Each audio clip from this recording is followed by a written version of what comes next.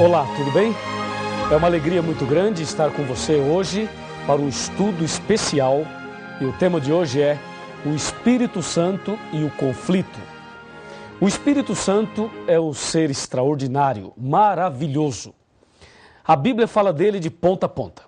Se você ler em Gênesis, diz a Bíblia lá em Gênesis capítulo 1, o Espírito de Deus pairava sobre as águas. Se você ler o último capítulo da Bíblia, Apocalipse 22, verso 17, diz assim, o Espírito e a noiva dizem, vem. E quem tem sede, venha. E quem quiser, receba de graça da água da vida. Você percebe, em Gênesis e também no Apocalipse, nós encontramos o Espírito Santo em toda a Bíblia. Foi ele quem inspirou os profetas a escreverem a Bíblia. Foi ele quem dirigiu toda a Bíblia Sagrada. A Bíblia fala, a própria Bíblia fala, que ela foi inspirada. Ou seja, os homens escreveram sob a inspiração do Espírito Santo. O Espírito Santo é aquele agente, é aquele ser que trabalha por trás. Pode perceber que ele não aparece. Inclusive, não dá para se definir uma forma para o Espírito Santo porque ele não aparece. Mas o seu trabalho, a sua função, a sua obra aparece e muito. O Espírito Santo é onipotente. Ele tem todo o poder no céu e na terra. Por exemplo, você está assistindo agora esse estudo bíblico.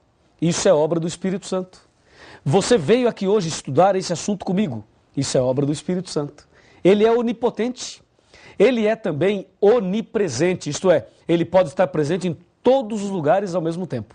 E ele é onisciente. Ele sabe todas as coisas, inclusive o futuro. O Espírito Santo é Deus. A Bíblia diz que ele é Deus e Deus Todo-Poderoso. Agora aqui em João capítulo 16, versículo 8, está escrito o seguinte, acompanhe. Quando ele vier, convencerá o mundo do pecado, da justiça e do juízo. Veja, quando ele vier, convencerá o homem, o mundo e o homem, do pecado, da justiça e do juízo. Vamos analisar essa questão do pecado. Convencerá o mundo do pecado. Me acompanhe, vamos analisar esse detalhe de que ele convenceria as pessoas do pecado. O que é pecado? De acordo com a Bíblia, o que vem a ser pecado? Vamos então analisar juntos. Pecado. De acordo com 1 João capítulo 3, versículo 4, pecado é a transgressão da lei. A lei, os 10 mandamentos. Isto é pecado. E o Espírito Santo veio para nos convencer do pecado. Lembre-se que ele é onisciente, onipotente e onipresente. O que acontece nos nossos dias é que todo mundo busca o Espírito Santo.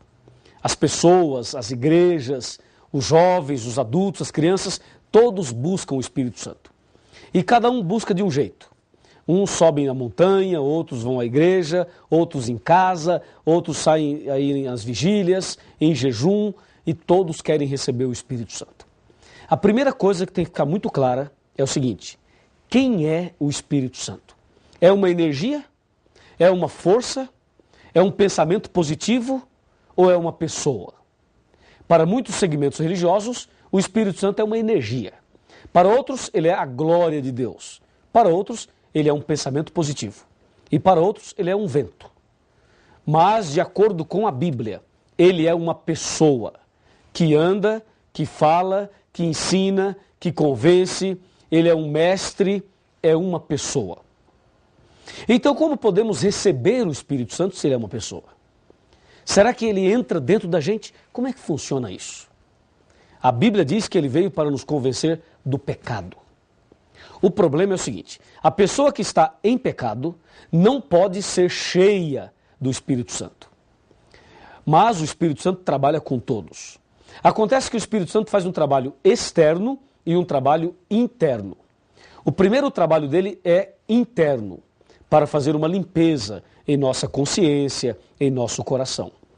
E ele também faz uma limpeza externa, uma limpeza também na nossa vida externa.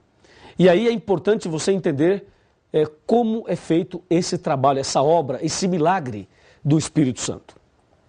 Isso só pode ser feito mediante a comunhão com Deus. quando você resolve estudar a Bíblia, quando você resolve frequentar a igreja, quando você resolve mudar de vida, quando você toma uma decisão de seguir um novo caminho, isto tudo já é obra do Espírito Santo. Ele já está preparando você. Por exemplo, só de você estar aqui agora estudando a Bíblia comigo, significa que o Espírito Santo já está trabalhando no seu coração. Porque ele veio para te convencer do pecado. E lembre-se, pecado é a transgressão da lei. Agora tem uma coisa muito importante, me acompanhe nesse raciocínio aqui. Agora tem algo fundamental na nossa vida espiritual, na nossa vida como cristão. É o seguinte, o paradoxo colocado hoje por Satanás é assim, ó. As pessoas querem o Espírito Santo, mas não querem os mandamentos. As pessoas querem o poder de Deus, poder do Espírito, mas não querem a lei de Deus. É comum você ouvir falar por aí que a lei foi abolida. Você já ouviu falar, não já? É comum as pessoas falarem por aí, ó, Jesus morreu na cruz e aboliu a lei. E essas mesmas pessoas que falam isso, elas querem receber o Espírito Santo. E dizem que tem o Espírito Santo. E dizem que fazem curas, milagres, prodígios. Você não acha que é um paradoxo? Claro que sim. Porque o Espírito Santo veio, dentre outras coisas, nos convencer do pecado. E pecado é a transgressão da lei. Em outras palavras, ele veio nos ensinar uma vida de obediência. Agora, se a pessoa não aceita a lei de Deus, como vai receber o poder do Espírito Santo?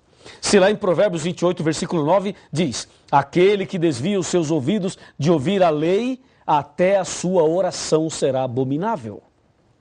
Como entender isso? Resumindo, podemos dizer o seguinte: Satanás quis atacar a verdade sobre o Espírito Santo. E hoje há uma polêmica no mundo sobre a natureza do Espírito Santo. Há também um outro problema aí, quando Satanás leva as pessoas a buscarem, mas não aceitarem aí os 10 mandamentos. Aí, dessa forma, Satanás procura pisar na verdade sobre o Espírito Santo. Porque hoje nós podemos ver coisas ridículas. Há pessoas que acham que receber o Espírito Santo é ficar dando pulo dessa altura. Fica pulando, e aos berros, aos gritos, aos desesperos. Há pessoas que acham que isso é o Espírito Santo. Isto não é o Espírito Santo, nunca foi e nunca será. O Espírito Santo não vem assim, não trabalha assim, não é assim que ele faz. Mas as pessoas insistem nisso. E quando você tenta mostrar a vida cristã, a obediência, os princípios da palavra, muitas pessoas dizem, não, isso é coisa do passado, isso é coisa dos tempos de Moisés, entendeu? E fogem da verdade.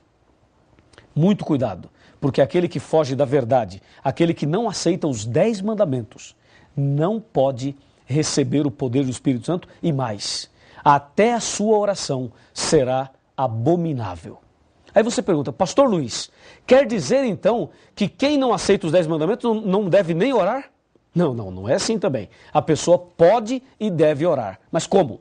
Ela deve orar e pedir, querido Deus, tem misericórdia de mim, transforma o meu coração e ajuda-me a entender e aceitar a tua palavra. Aí Deus ouve. Agora, se a pessoa conscientemente rejeita os 10 mandamentos e ainda vai orar para Deus curar o outro, aí sim, aí a sua oração será abominável. Se ela tem consciência do que é certo e não aceita e vive no erro, então Deus não pode atender positivamente a esta oração. Assim, o diabo faz uma confusão com essa terceira coluna da verdade, que é o Espírito Santo, e joga a verdade por terra. E o pior, meu amigo, o pior, a Bíblia Sagrada apresenta um princípio e Satanás coloca um outro ponto paralelo para confundir o princípio da palavra de Deus. Na Bíblia, nós encontramos Deus dando aos seus discípulos o dom de línguas. Os discípulos falaram em línguas de nações estrangeiras, lá no dia de Pentecostes.